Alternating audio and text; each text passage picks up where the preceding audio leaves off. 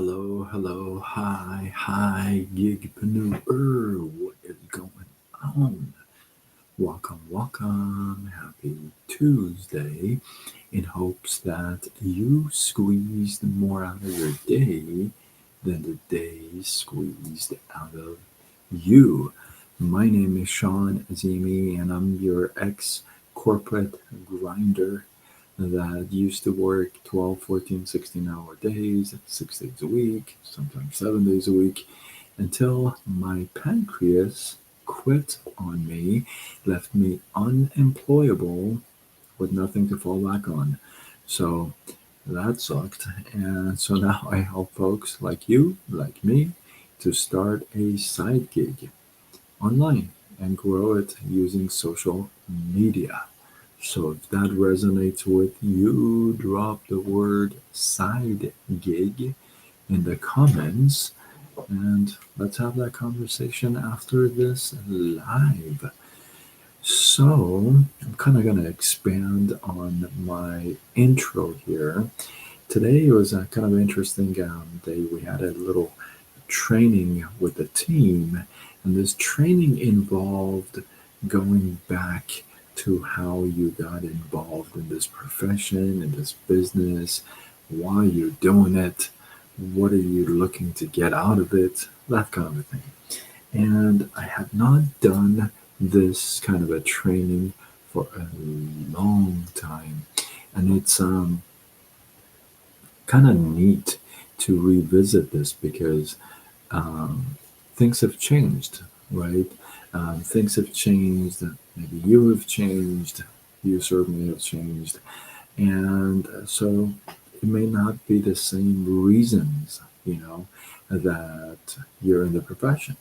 So for me, I want to share a couple of, I'm going to be really transparent with you how I got into this profession. I've done a couple of lives like this before a while back, but um, I don't think like this. These questions today, they really kind of got me, you know. I had to sit down and really think about some of the answers. So I like that, And so for me, the way I got into this profession, it wasn't because I was all like in love with it. I didn't even know what it was. I'm just in love with making the money, if you would, And so I was in the mortgage industry, and um, mortgages at one point went dead, and everything just shut down. The banks shut down, the companies closed down. So it was a mess, right? Then I met a friend who was an ex mortgage person. And then he introduced me to a couple other people that were, you know, top top earners in the industry, right? And then I got to meet some of them, and I got to really know most of them, right? And it was the first time that the funny, I don't think I've shared this before. The funniest moment for me was one of these guys that was one of the top earners. We were taking him to the airport, me and my ex friend who was the mortgage guy. We were taking him to well, he was taking him to the airport. I was just, I'm going to go for the ride. Um, and when we got to the airport, I got curious because he was going to go to Costa Rica, I think it was. And when we got to the airport, I was kind of curious. I said, "So how many days are you going to stay? When are you coming back?" And the answer he gave me was the most interesting answer I had ever heard. I had never heard of such a thing. He said, "I don't know, whenever I want." That's exactly what he said. And I said, "Wait, Like, you don't have to come back. He's all like, no, I mean, no, I don't. It's not like I have to come back to a job. And for me, that was so strange because in the past, wherever I had gone, I had to be back by Sunday because I started work on Monday. So for me, it was so strange to hear that. On the way back from the airport, I was talking to my friend, and that was all I was asking. I'm like, really? That's how it is? And he's all, yeah, these guys do it, while on their own time. They use their phone a lot, they're online. And I'm thinking, really? Sheena, what's up? So, if you didn't catch that first part, I really recommend you go back and listen to that first like 3, 4 minutes. Thank you for all the loves. So, what he said, it was just like really just like it was the first time ever that I heard somebody say that, like ever. I'm like, what the? And so I got in for the money part. I'm not gonna lie. I got in because of the money part, but um,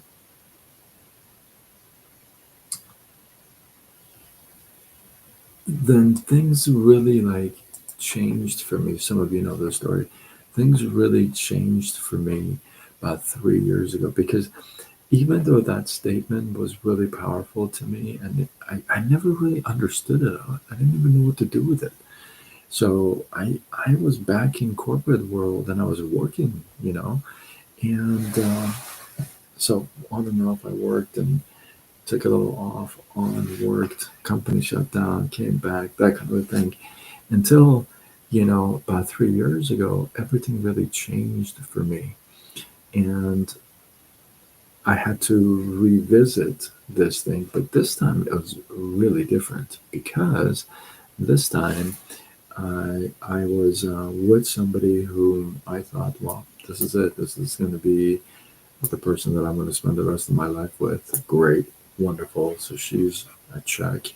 And then next one, I said I was at a job that I thought we were doing really well, and it was a corporate work and mortgages, and I was the total corporate guy because I had this 5 year plan. And I'm like, okay, well, this is a check, it's good to go. And I was a healthy guy, I didn't really think much of it, right? Well, that all changed. That all changed about a little over 3 years ago. Um, the person that I was talking about, she left. The job that I was talking about, they laid me off. The health that I talked about, that quit on me. So, and it all happened within 92 days. Now, the reason why I share with you this is because it wasn't a wake up call for me. Maybe for some of you, you had something so hard and you're like, oh my God, I got to change things up. Well, it wasn't like that for me. I went the other way. you know, I was non-productive. I was bummed. I was bummed is a polite word, but I was pretty upset. I was depressed. I was mad. I was angry, and I didn't know what the heck is happening.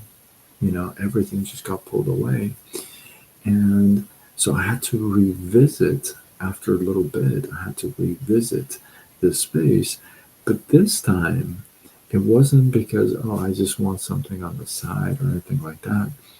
It's it was because it left me with no options. I have no other options.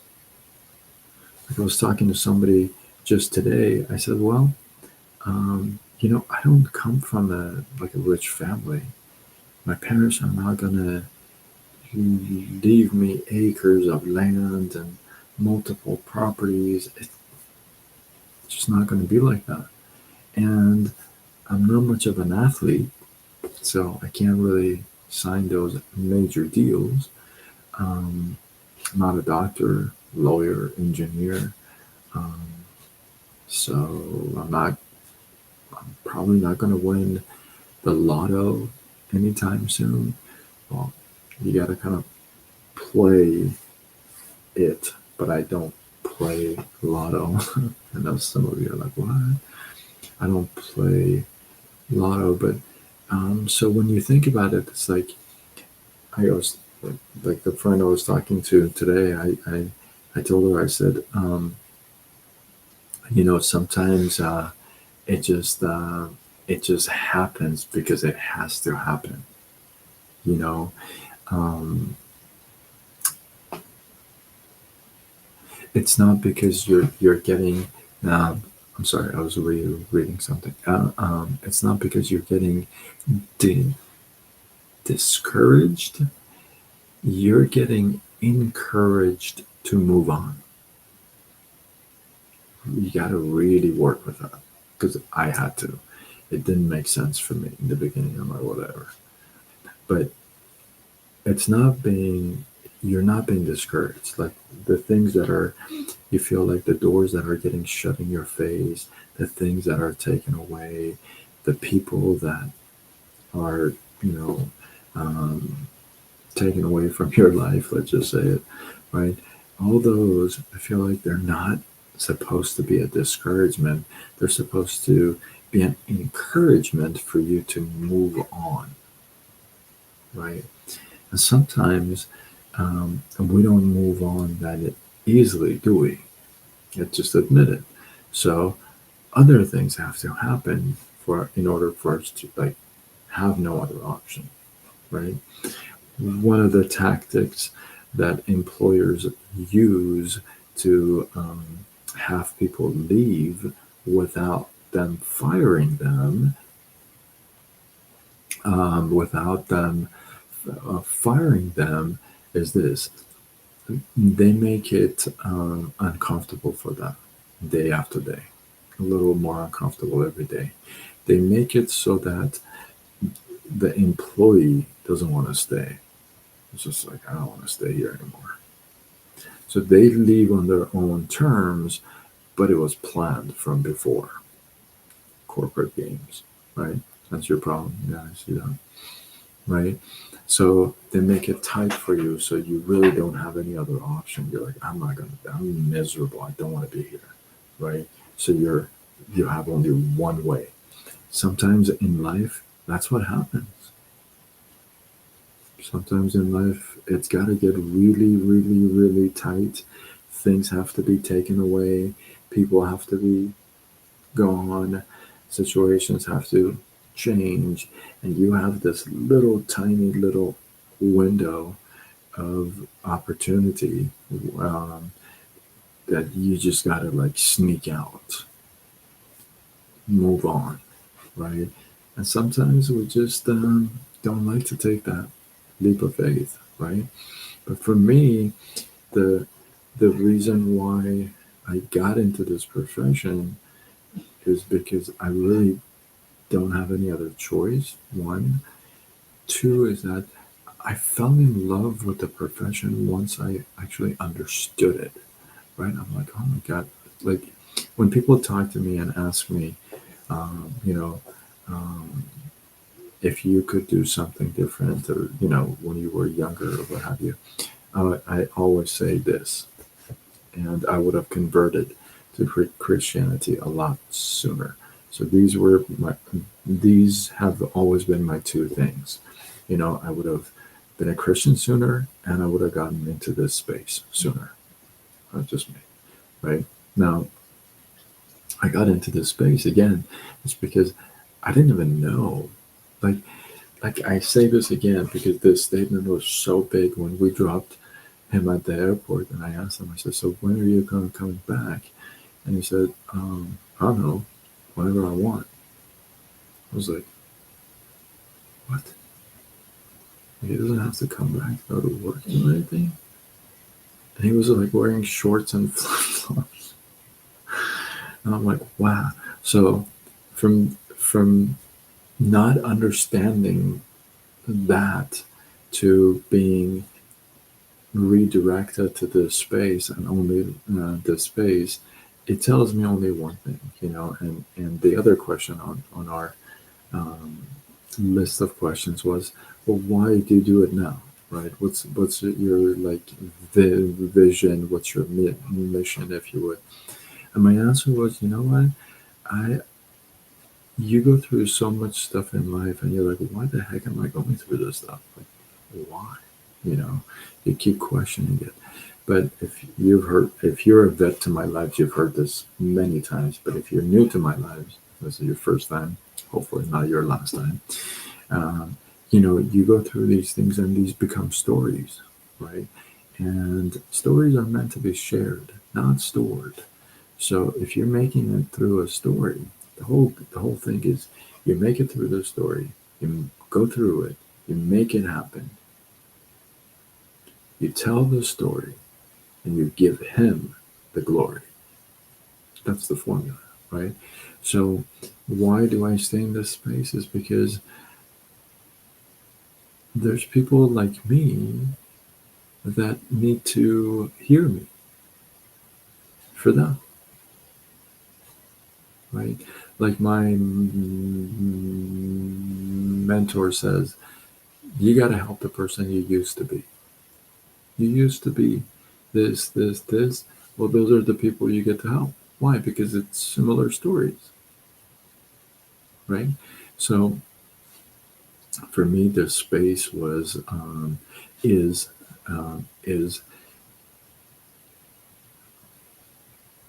probably the answer to a lot of people's problems, right? Now, with all that being said, um, it's not that um, smooth, right? It's not going to be smooth sailing where you just plug and play and you're good to go, and the next day you're all set. It's not like that. It's going to form you, it's going to shape you, it's going to grow you, it's going to coach you. The whole profession is. So if you ever have considered, um, you know, like like for example, I'll leave you with this. When I was in the corporate world, when I would hear this stuff from people, oh, you can do it on the side, you can do it on your phone, you can do it on the internet, and all this stuff. I always thought, what the hell are they talking about? Like down deep in myself, like, what are they talking about? Like I don't know anything else but coming to the office. I would go there when it was dark. I would leave when it was dark. I'm like, I don't know anything else. What are these people talking about? So sometimes when you're talking to people, they may not really understand what's going on because they're just not used to it. Like I wasn't. I wasn't until I really had to be. And sometimes that's what it takes. But I want you to know people sometimes don't really understand the space because not understanding it, you could think that, okay, so they're telling me if I do this, it's going to be a breeze, right? Wrong. Wrong. Completely wrong. So it's a formula, it's a system. Like anything else. You go to a job and you say, how can I be the number one hairstylist here?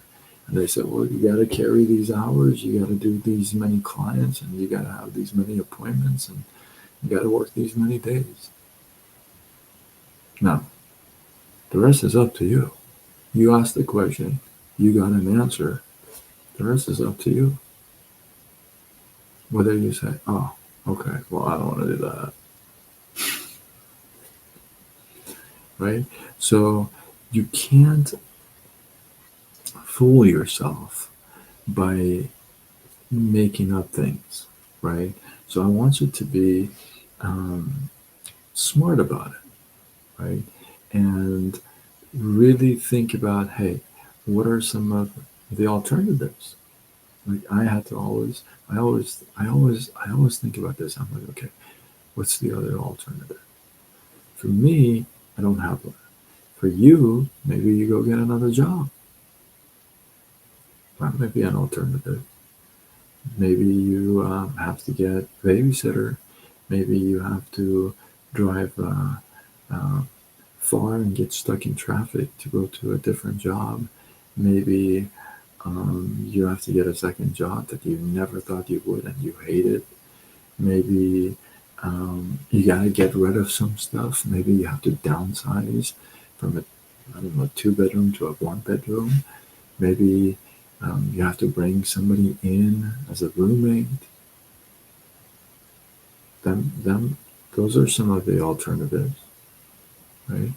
To bringing some extra income. And then there's another choice that you could learn and do stuff online and, take advantage of that whole gig economy. So, so ultimately, you got to decide what's that solution for you, right? Personally, when I talk to people, you probably have heard this from me if you've talked to me. I've always said, tell me a better way for you and I. What's another way that we could make it out of this mess that has this kind of a potential? And nobody's ever been able to give me an answer. Nobody said, "Oh, you know what? You got to go become a heart surgeon now." It's like, what? Nobody has ever said, "Oh, this is a solution. You go do this." Because the alternative sucks. Straight up. Alternative sucks. So if you're going to have a job that, you know, it pays for most of the stuff, but not everything, right? And then you're like, well, what am I going to do with that gap? And the alternatives are all the stuff I gave you. And then, or this, because if you put in the same amount, if you put in the work, you're going to get results. Now, doesn't mean you're going to get the result tomorrow, but you will get results, right? So results may vary, right? But if you got the alternative and you're considering the alternative, you're like, okay, well, I got the alternative. What do I do? For me, like I just said, I don't see another way that would have this kind of a potential that I could set myself up for good. See, because I really understood the formula and the system and the profession, right? So I'm like, okay, so these guys did this. So if I do this, okay. And then the alternative would be to go work another like 6 hours somewhere else and still not have enough and be worried that I may get fired or laid off or they may eliminate my position. How many times has that happened to you, right? So for me, it was like, okay, now I understood it. You can actually create a source of income. Like you can actually have a money making source that you could plug in between your doctor appointments, in between your lab works, in between your visits, and in between your taking your mom to the doctor, in between the kids, in between the husbands and the wives and the school and the practices. See, no alternative would give you that. Like all the other alternatives, it's like, oops, that doesn't qualify. I can't just go to my job 15 minutes here and then 10 minutes there and then half an hour here and then 12 minutes there and 9 minutes here. It was like, dude, what are you doing? Are you in or are you out? Like, no job is going to say it's okay. But when I understood that I could plug in, I got 15 minutes, I can plug something in. I got 10 minutes, I can plug something in. I understood that. So I'm like, okay. Then you learn and you just move on, right? And you just plug and play. So for me, it was like one of those things that it made sense at one point. It made sense. It didn't make sense in the beginning. Like I said, it didn't. That one statement, I can never forget that, and I will never forget the moment I heard it, from whom I heard it, where I was when I heard it. But it was the strangest thing to my ear. I never had heard that before. I was like, what? What do you mean you'll come back whenever you want? Like, you don't have to go to work on Monday? So it was just one of those things. Thank you for the follow. I'll be sure to follow back for sure.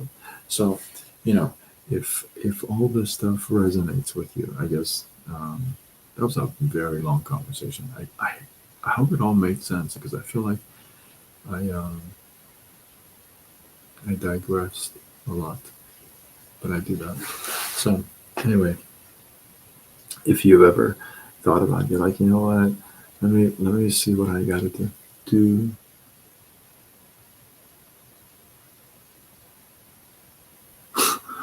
That's awesome. Who asked that question?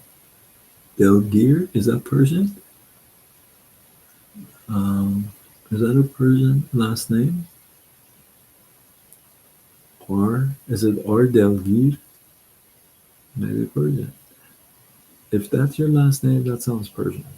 And then you can send me a private message and I can give you some thoughts. I don't know. I mean, I got to know more to give you an answer. But yeah, if you ever thought about it, if you want to do something online, you don't understand, you don't know what. Not Persian? Oh, okay. Okay. But that is a Persian last name. So Delgir means, Del means like heart. Okay. And like Gir, it has different meanings, but together, Delgir means like almost like sad. It means sad. Like Delgir is like almost like a heavy heart, that kind of thing. But it's a if it's a name, it's a really rare name. Um, but yeah, that's definitely it's a definitely word, like a Persian word. So that's why I thought it was a name. So anyway, with that, with that, hopefully you guys got some love, some inspiration, some value. Maybe you got something out of this. I don't know. Hopefully you did. If you did, drop the word value in the comments. And if you know somebody who would want to hear this stuff or you think they get value, then tag them. Very simple. Little tag and share. I always say, don't be stingy with my lives. It's my life. Why are you stingy with it? There was I'll leave you with this. This is funny. I just remembered on why. Somebody had downloaded one of my lives and posted it, not reposted, but downloaded it and then posted it in their profile. And somehow I came across it and I'm like, wait a minute, that's me. That's like my life. And I look, the guy's got like over 700 comments. I'm like, bro, I don't get that. How do you get 700 comments on my life? Anyway, so tag them instead of download. So I made sure you can't download it anyway. I tried anyway. So anyway, I digress. With that, I am Sean Azimi. I'm your, now you definitely know, I'm that ex-corporate grinder, you know, yeah, yeah. I'm not going to start another conversation.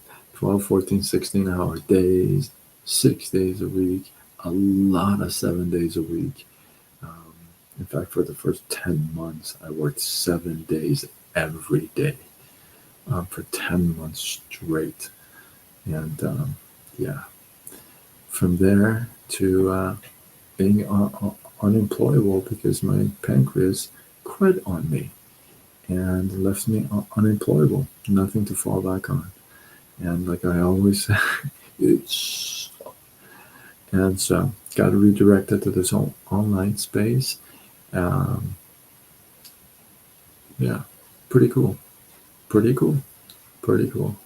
And so now I help folks who don't mind having a flexible way of creating an income source from online. Flexible way of making some money online. Okay. Notice the word flexible is not the same as easy. Notice the word flexible is not the same as overnight. Tame your expectations.